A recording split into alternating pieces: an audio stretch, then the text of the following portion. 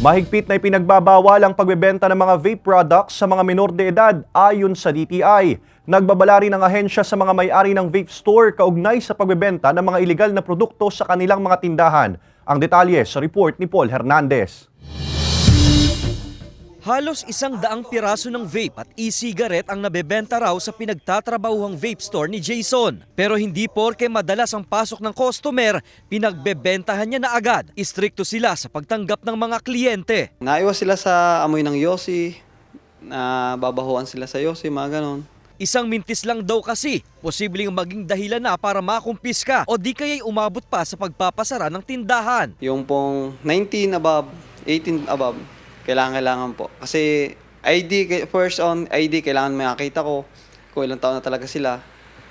Ayun po. Ayaw raw nilang masampulan lalo't sa datos ng Department of Trade and Industry o DTI, mahigit 18,000 non-compliant vape products ang nakumpiska sa buong bansa na umaabot ang halaga sa 5.5 million pesos. Sabi ng ahensya, nilabag ng mga negosyanteng ito ang Republic Act 11900 o ang Vaporized Nicotine and Non-Nicotine Products Regulation Act.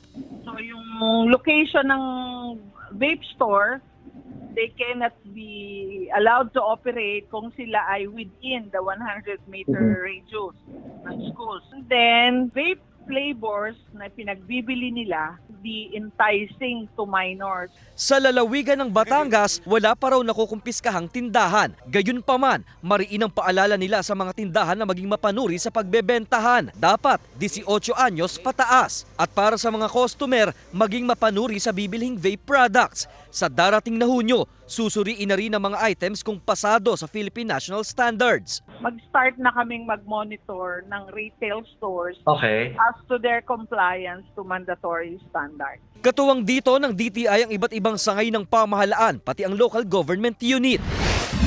Samantala, hinigpitan naman ng Batangas City LGU ang kanilang implementasyon sa umiiral na ordinansa kaugnay ng pagbabawal sa paninigarilyo at paggamit ng vape sa mga pampublikong lugar. Papatawan ng kaukulang multa ang mga mahuhuling lumalabag dito.